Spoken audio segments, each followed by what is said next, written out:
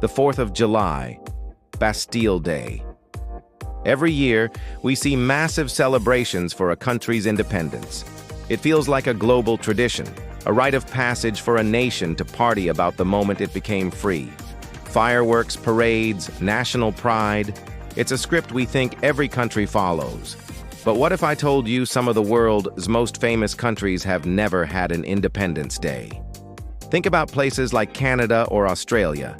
They have their own unique identities, but no single day marking their freedom from the British Empire. And they're not alone. The United Kingdom, Japan, France, and Thailand are all in this exclusive club. So, what gives?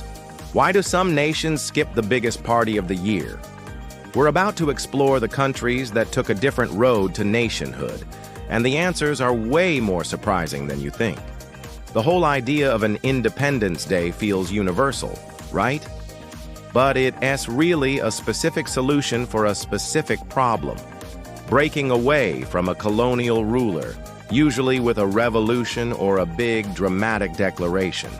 History, of course, is a lot messier than that. Not every country was colonized. And for the ones that were, not all of them had a single clean break.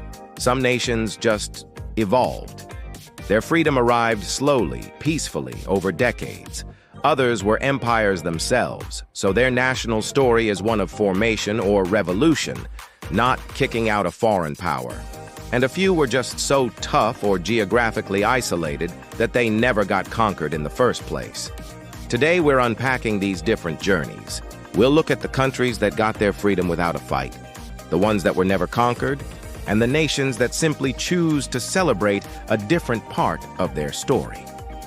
First up, let's talk about the countries whose path to nationhood was more of a slow burn than a big bang. Many of these are former British dominions that gained sovereignty through a series of legal tweaks over decades. A perfect example is Canada. You'd think Canada must have an Independence Day from Britain, but nope. Instead, they celebrate Canada Day on July 1st. This marks the moment in 1867 when 3 colonies joined to form a single dominion within the British Empire. It was a huge step towards self-rule, but it wasn't independence. For decades, Britain could still pass laws for Canada. The real power shifts came much later, like with the Statute of Westminster in 1931. The very last legal tie was uncut until 1982. So, which day should be their Independence Day? 1867? 1931? 1982? The process was so gradual that no single date fits. So, they stick with celebrating the foundation of the modern nation, Canada Day. It's a very similar story down in Australia. Australia has no official Independence Day. Its national holiday, Australia Day on January 26th, marks the arrival of the first fleet of British ships in 1788, the start of colonization, not the end. Like Canada, Australia became a nation through a constitutional process in 1901 when the colonies federated. But it was a new nation still under the British Crown. Full independence dripped in slowly over the years. With no war and no single break, an Independence Day never made sense. And Australia Day itself is deeply controversial, with many Indigenous Australians viewing it as a day of invasion and dispossession. Just across the water, New Zealand follows the exact same pattern. No Independence Day here. Their national day is Waitangi Day on February 6th, which honors the signing of a treaty between the British Crown and Maori chiefs in 1840. This treaty is seen as New Zealand's founding document, but it actually formalized British sovereignty, the opposite of independence. Just like its Commonwealth siblings, New Zealand's journey to self-rule was an evolution, not a revolution. And of course, there's the United Kingdom. It is kind of hard to have an Independence Day when you were the empire everyone else was trying to get independence from. The UK's history is about union and conquest, not breaking away. There isn't even a single national day for the whole UK. Instead, the different countries celebrate their own patron saints, like St. George's Day in England or St. Andrew's Day in Scotland. Now, for a totally different group, countries that don't need an Independence Day because they were never successfully colonized by a Western power. These nations often have deep, continuous histories stretching back for centuries. Let's start in Asia with Japan. It famously avoided Western colonization. Instead of an Independence Day, Japan celebrates National Foundation Day on February 11th. This day marks the legendary ascension of its first emperor, Jimmu, way back in 660 BC. It's a day rooted in ancient mythology, not a fight against a foreign invader. Nearby is Thailand. During the 19th century colonial frenzy, while Britain and France were carving up Southeast Asia, Thailand masterfully played the two empires against each other.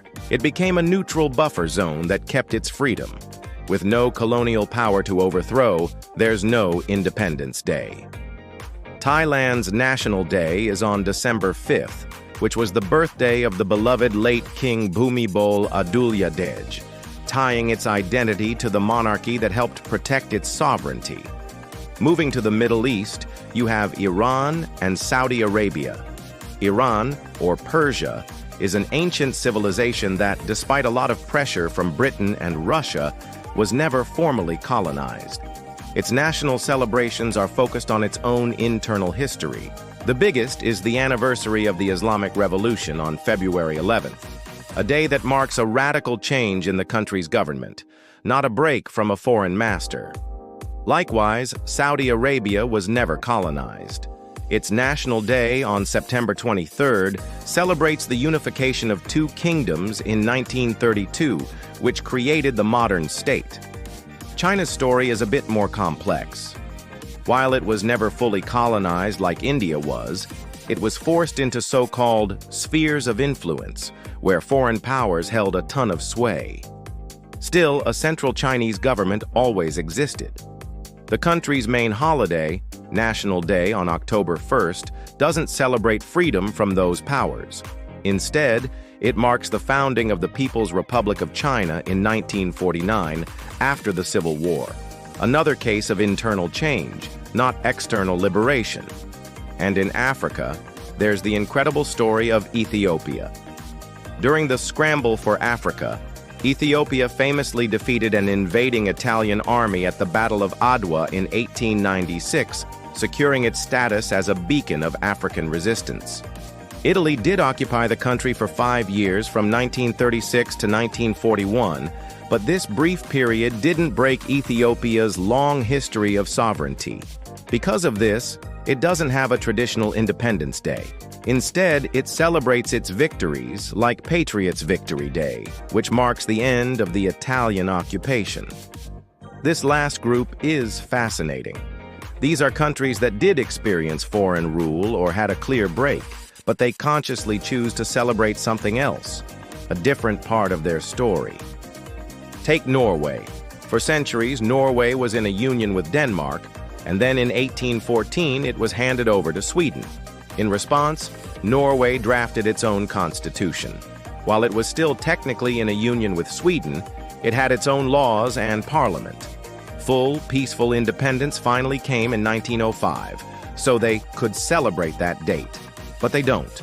Instead, Norway's biggest national party is Constitution Day on May 17th, celebrating that bold document from 1814. For Norwegians, the ideals in their constitution are more central to their identity than the political split from their neighbor. Then you have old colonial powers like France and Spain. Much like the UK, they don't have Independence Days.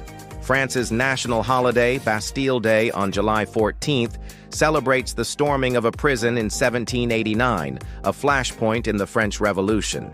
It's about liberation from their own monarchy. Spain's National Day on October 12th marks Christopher Columbus's arrival in the Americas, a day symbolizing the dawn of the Spanish Empire's global reach, not its end. But perhaps the most powerful example of choosing a different story is Rwanda. Rwanda has an official Independence Day on July 1st, marking its freedom from Belgium in 1962. But that day is almost completely overshadowed by a much more profound holiday, Liberation Day on July 4th.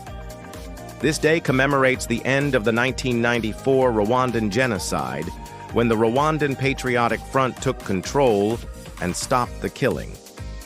For a nation that had to rebuild itself from one of modern history's darkest chapters, the day it was liberated from genocide is far more meaningful than the day it was liberated from colonialism. So, from the slow, steady evolution of Canada to the defiant history of Thailand and the deliberate choices of Norway, it's clear that building a nation isn't a one-size-fits-all deal.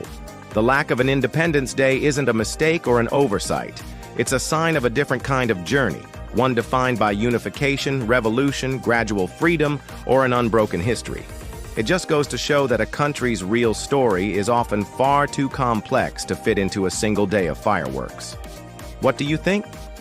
Are there other countries with unique national holidays we should talk about? Let me know in the comments below. And if you found this slice of history as cool as I did, make sure to subscribe and hit that notification bell so you don't miss our next video. Thanks for watching.